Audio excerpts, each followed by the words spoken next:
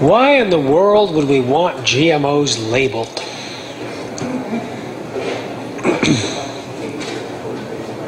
I want to start with what was just handed to me. This was sent to everyone in the state, I assume. There'll be special labeling required for chicken pot pie from the grocery store. But what's exempt is the same chicken as in a pot pie. Now, in reality, the chicken in the chicken pot pie does not require a label. It's the soy or the corn or the cottonseed oil or the canola oil or the sugar that requires the label. The chicken is not genetically engineered. So the chicken pot pie from the grocery store is labeled not because of the chicken, but because of the pot pie. But take a look at how they set this up. Chicken pot pie from the grocery store, and then over here, the exemption, special interest. It must be those chickens. Same chicken as in a pot pie is exempt. Now,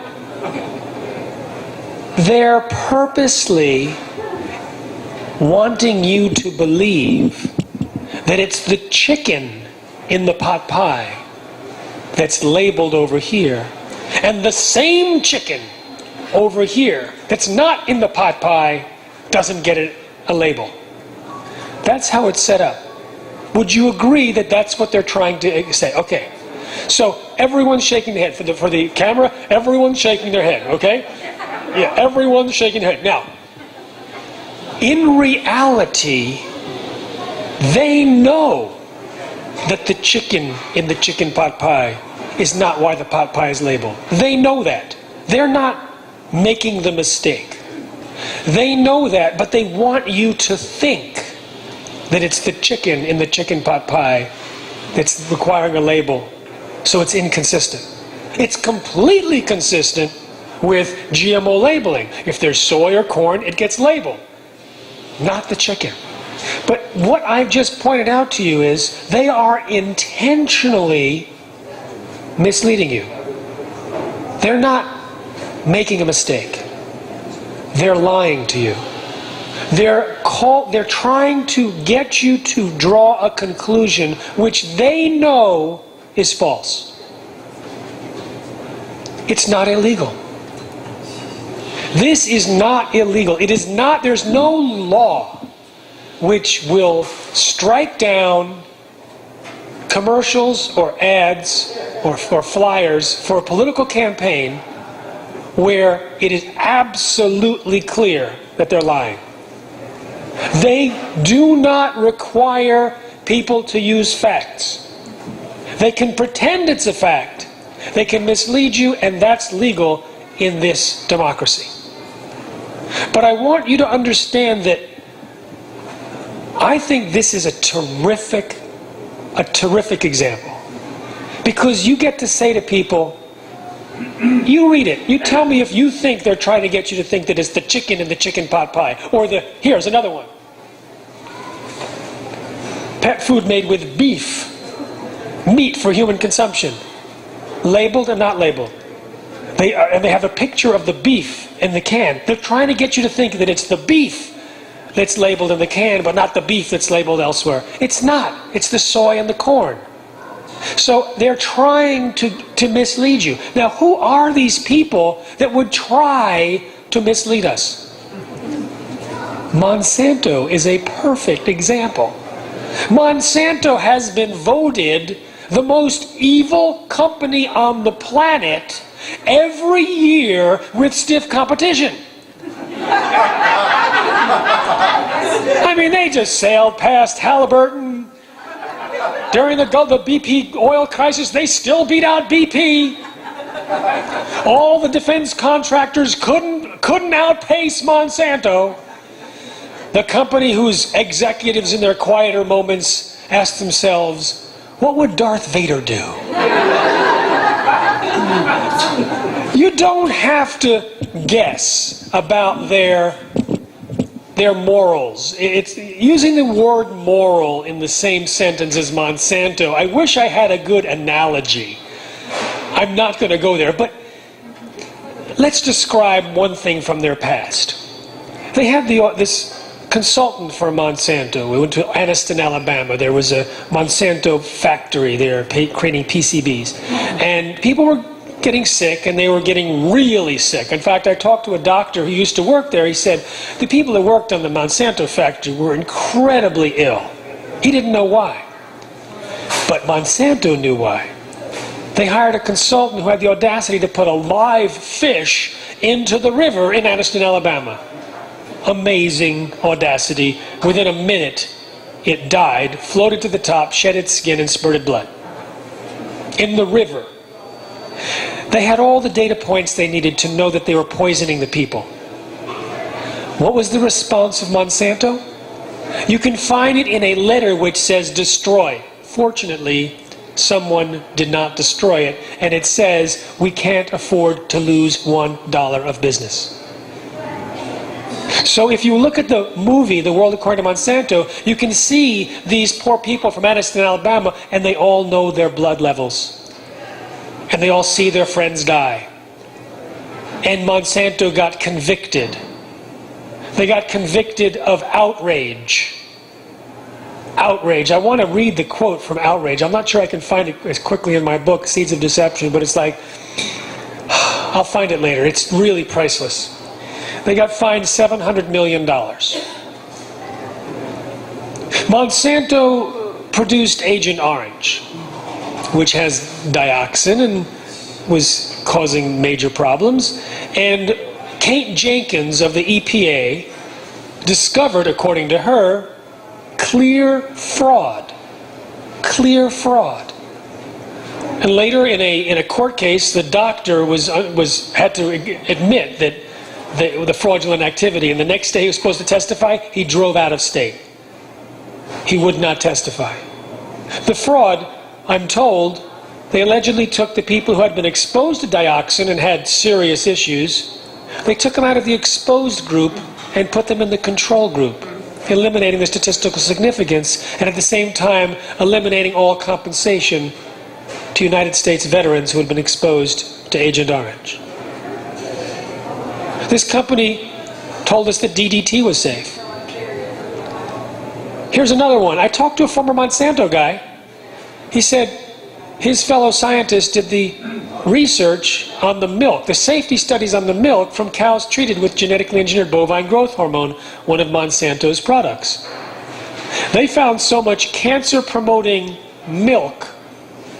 hormone in the milk, that these 3 Monsanto scientists refused to drink milk unless it was organic. One bought his own cow. Now, someone sent a letter to the manager of the Monsanto restaurant or the restaurant in Monsanto's headquarters in the UK, and said, do you use GMOs? This was, I think, 1999. Yeah. And this is what the manager wrote. In response to concern raised by our customers, we have decided to remove as far as possible genetically modified soy and corn from all food products served in our restaurant. Their customers were Monsanto's employees.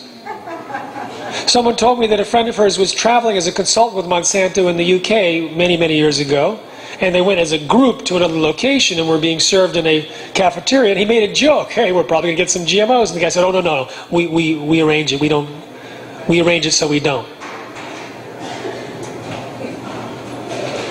The former Monsanto scientists told me they discovered that rats were damaged from Monsanto's corn, so they rewrote the study to hide the effects. The corn was fed maximum probably 33% diet of corn, genetically engineered. He pointed out in southern Africa, it could be a 70% intake of corn because it's a staple. So he was very nervous. I talked to, so before I go on, I just want to be absolutely clear that most people don't really expect to be lied to so blatantly. They don't expect something that looks so shiny to be wrong. It's like, who are we to say that they're wrong? They are experts at lying. Monsanto told us that Roundup-ready crops would reduce the use of herbicide. They said it while they were creating more factories to produce the Roundup. And there's been an increase of over 500 million pounds of herbicide since the herbicide-tolerant crops were introduced. Let's talk about GMOs for a moment.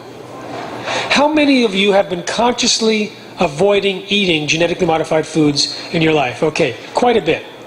Now, raise your hand if that's the case. And now, if you have noticed no change in your health since you switched, then put your hand down. If you've noticed no change in your health. Okay, so some of you have noticed a change in your health. Let's say it differently. If you noticed a change in your health when switching to non-GMO, raise your hand. Okay, actually, very large number. So, I'd like to hear some of the symptoms that either you or your friends or your children or your dogs or cats or horses or livestock or your patients noticed when GMOs were removed. So, any symptoms? Yes? I got a lot less pain from arthritis. Pain from arthritis. So too did someone in Bellingham. Or was it, I travel every day, Port Townsend, I think, was the had someone in the arthritis group. And we will see a chart showing the increase in arthritis and the increased introduction of GMOs or Roundup. And it's striking. Yes? IBS. IBS. Okay, irritable bowel. Now, irritable bowel is part of this whole inflammatory bowel situation. What might be causing irritable bowel from GMOs? Let's take a look at that for a minute. Thank you. Now, first of all, you have corn that produces its own toxic insecticide, and it kills insects by poking holes in the gut walls of the insects to kill them. They said that the Bt toxin is completely inert in humans, but that's false. The Journal of Applied Toxicology, 2012, found that the Bt toxin pokes holes in human cells. Now, just that information, you've got a Bt toxin poking holes along your intestinal walls. You think that might cause some irritation or inflammation? You think that might be related to what I'm told is a 40% increase in inflammatory bowel disease in the United States since GMOs were introduced? Then you have the Bt toxin study that shows that it damages the microvilli along the gut walls. The microvilli are those fingers that come out and say, I will now eat you. That basically, it absorbs, it increases the surface area by being little fingers, so the entire surface area of the intestines is the size of a tennis court, and these fingers are what absorbs the nutrients, but they're cut off or shortened. Then you have gut bacteria. The Roundup, which is drenched on the Roundup-ready crops, those are the two main crops, by the way. Corn and soy can corn and cotton, thank you. Corn and cotton can produce Bt toxin. And soy, corn, cotton, canola, sugar beets, and alfalfa can also withstand doses of herbicides like Roundup. So the Roundup gets absorbed into the plant and it gets stored into the food portion for us to eat. Roundup kills gut bacteria. It is an antibiotic, but it kills the selectively good stuff, the bifidus, which suppresses inflammation. Bifidobacteria suppresses inflammation. We kill off bifidobacteria, the inflammation may come up. It does not kill off the E. coli, the salmonella, and the botulism. The nasty stuff. That's why I call it the Darth Vader chemical. It's selective. And so if you have this gut bacteria overgrowth in your system, it can produce gases which are extremely toxic and irritating to the walls of the guts. That might create inflammation. So Gastrointestinal disorders. How many people noticed an improvement of any type of gastrointestinal disorder? Now that's almost everyone that noticed a change at all. That is extremely common. In fact, there has not been a single audience I've asked this question to that did not have at least one person, and usually a group like today, that had no gastrointestinal disorder improvement. So basically every single time I ask, we get that. And when people get rid of GMOs, because they're not labeled, we have to create a strategy. So one way to avoid GMOs is buy organic. As soon as you buy organic, you introduce other possible cofactors to explain why you got better.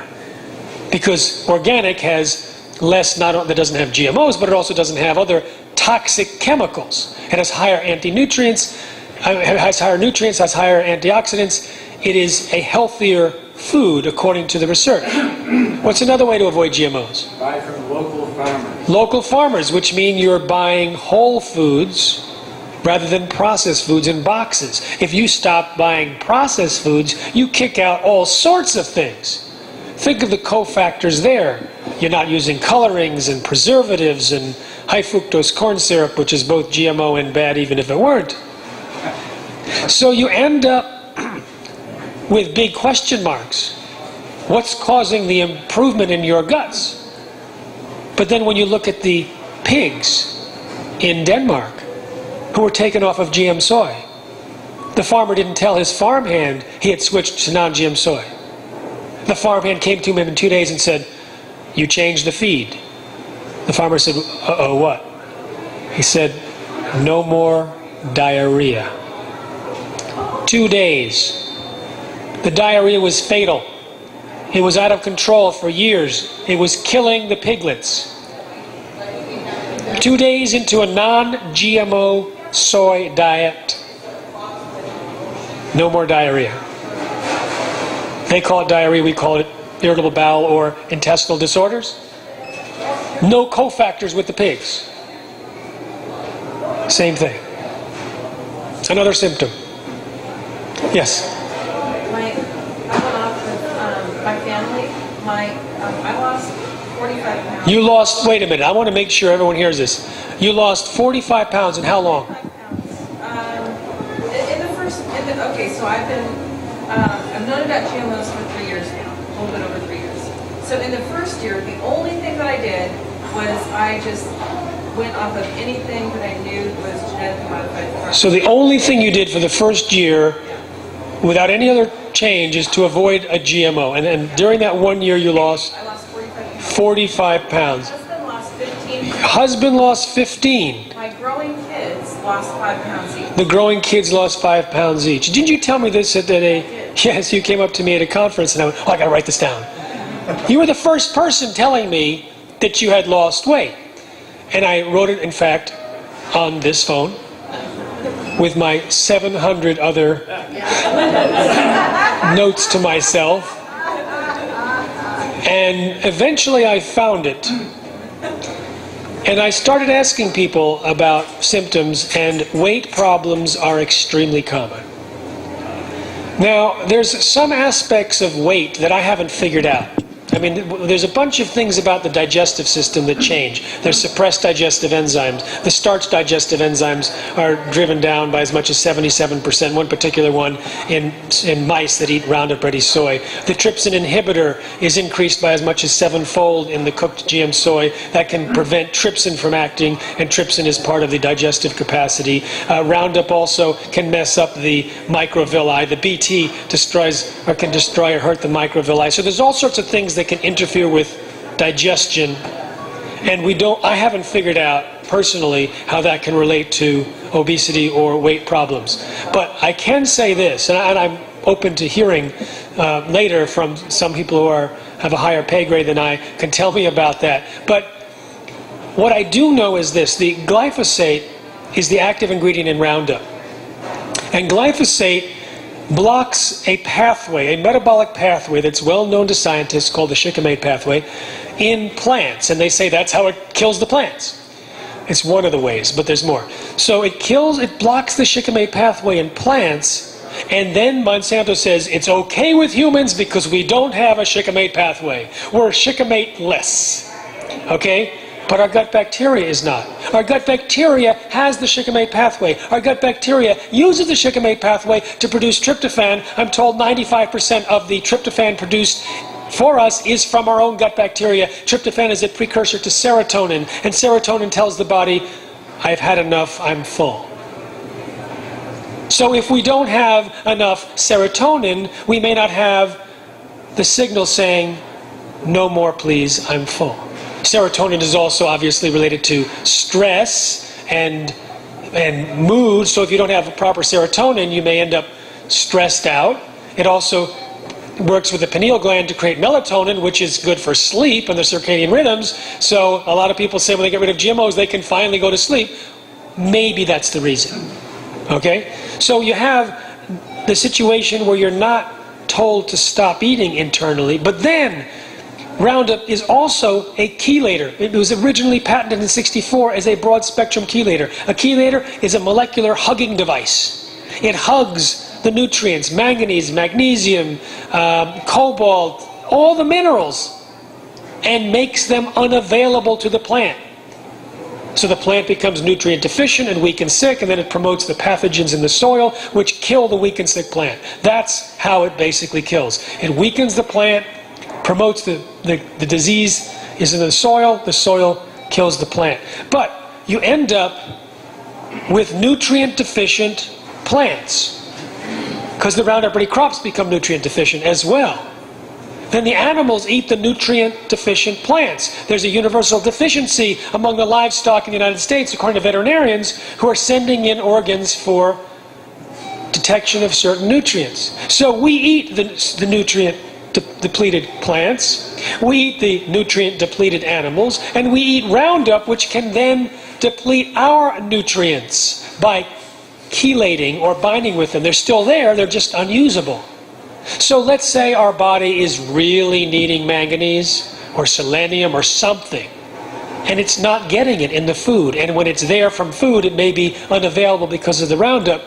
So maybe we stay hungry because we're actually starving for these nutrients.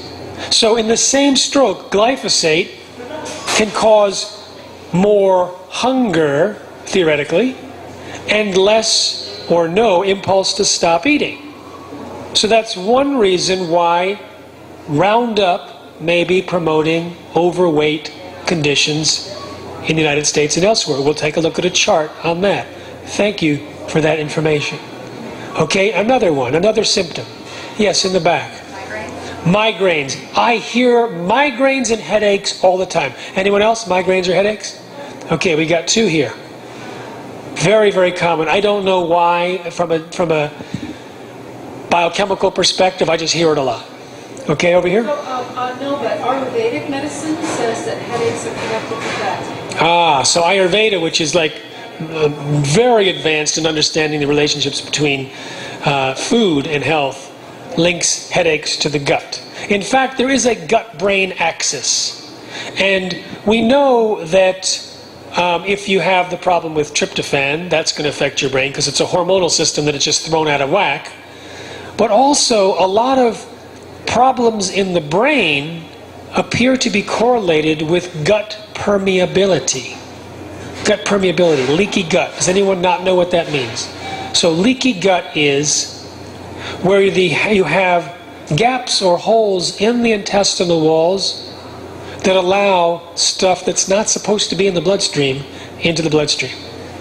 Now, typically, if you have undigested food proteins in your blood, they get attacked by antibodies, by the immune system. And that can create inflammation, and it can create food allergies. Then if you end up with these big chunks of undigested food, the immune system will then read it and create a profile, like a mugshot, and then send the information out to the entire team and say, attack this, most wanted. And that results sometimes in what's called molecular mimicry, where that molecule mimics the body itself. So gluten reminds the immune system of the thyroid. So your own immune system may attack your thyroid if you end up with big chunks of gluten going into your bloodstream. There's all sorts of autoimmune diseases that are linked to gut permeability because the immune system gets programmed wrongly. It's also linked to cancer, Alzheimer's, Parkinson's, and autism.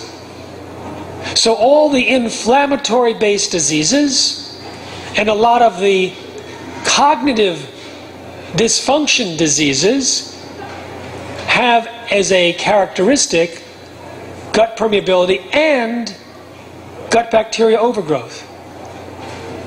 And the Bt toxin pokes holes in human cells. In fact, in insects, the bacteria goes from the stomach into the bloodstream of the insect, going from beneficial to pathogenic when it gets there. It maybe goes right through those holes. It creates little holes, goes right through.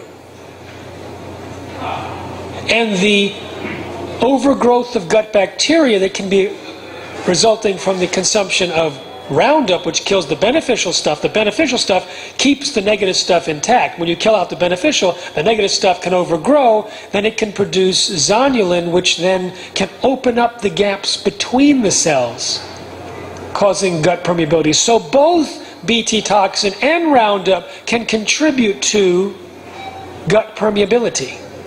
And if we have gut permeability, there's a whole host of diseases that can result. What's another symptom? Yes? In 1999, out of the blue, out in my orchard on Vashon Island, I came down with asthma. And for 3 months, got sicker and sicker and sicker. So I saw a naturopath, and he cleaned up my gut, and my asthma went away, and I never had it. That is very, asthma. And So, 1999. So 1999, asthma attack, lasted 3 months, cleaned up the gut, got rid of the asthma. How many people noticed a improvement of either asthma or allergies? Raise your hand. Okay, thank goodness. I've had one audience that didn't have an allergy person in there. Only one out of about 80 times I've interviewed audiences. Everyone had gastrointestinal.